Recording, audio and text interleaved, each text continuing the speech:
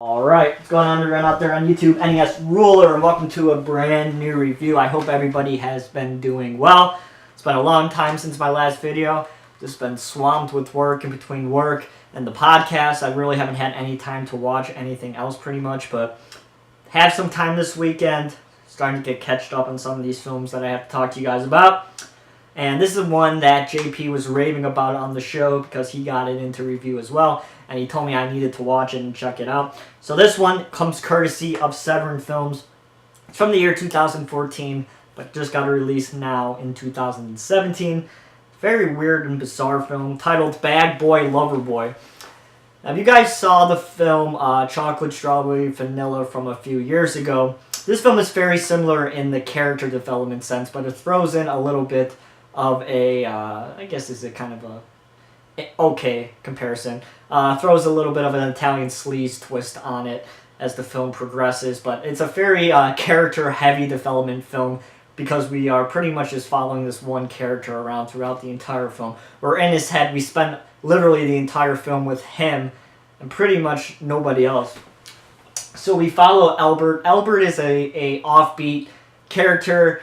He's just floating about in society. You could tell he's not all there. His IQ is quite low. We could tell that through the conversations that he has with the different kind of offbeat characters throughout the film. And he works in a hot dog stand, and he's just, barely scraping by. He lives in a really dumpy apartment and things like that. And one night he is approached by a man named Ivan, and Ivan is a heavier set gentleman, obviously a wealthier gentleman by the way he's dressed. And Ivan tells Albert that he should come and work for him. And as time goes on, we learn what Ivan does for a living. He's a fetish photographer. He shoots a lot of fetish type of photographs. And he brings Albert into this world.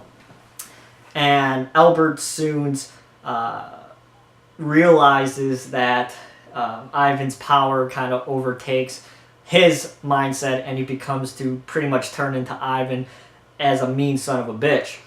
And he basically, thinks that he's going to become a famous photographer.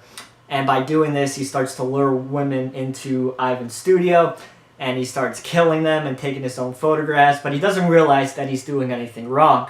He thinks he's just making art because of what Ivan was showing him earlier in the film, in the first act of the film. And during this, Ivan has no recollection of what's going on with Albert in the studio because he's away on a trip in Italy.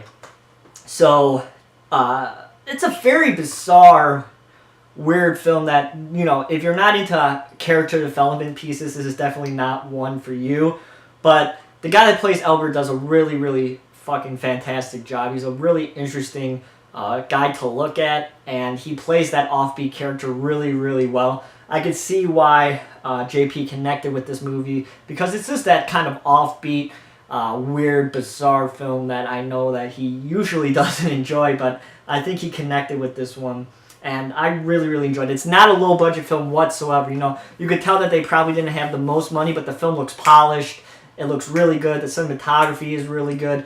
The acting, like I said, is really good. Everything is really, really well done. So it's not your typical low-budget sleaze fest that you would come to expect with this kind of movie. But it's a movie that I felt very uncomfortable during. The scenes with Albert and the models that Ivan chooses to be in his photographs at the beginning of the film. It's a very uncomfortable sense of emotion in the audience because Albert is just such an awkward and weird character, and it doesn't really cut often off of Albert's face. The camera's really positioned on Albert's face during this entire sequence of events, and when he's with this, usually a beautiful woman, he's very awkward, and that awkwardness flies off the screen onto the audience. So, like I said, it's a very well-done film in that kind of sense. So I highly recommend you guys pick this up from Severin. It's a really, really great watch. Really interesting film. I highly, highly recommend it. And it's another really fantastic release. I love that Severin releases these kind of films. They did Feed the Light, which I reviewed a little while ago, as another independent really bizarre film, and this one is also in that caliber of really weird and strange things. So I highly recommend you check it out. It's really good. Like I said, if you like chocolate, strawberry, vanilla mixed with an Italian sleaze film a little bit, then you should definitely dig this one. So pick this up from Severin. I think you guys would enjoy it. Thanks everybody for watching. If you guys like this video, please give it a thumbs up. Always follow me on Twitter, twitter.com/NESRuler22. Hope everybody's doing well. I'll talk to you guys soon. See you guys.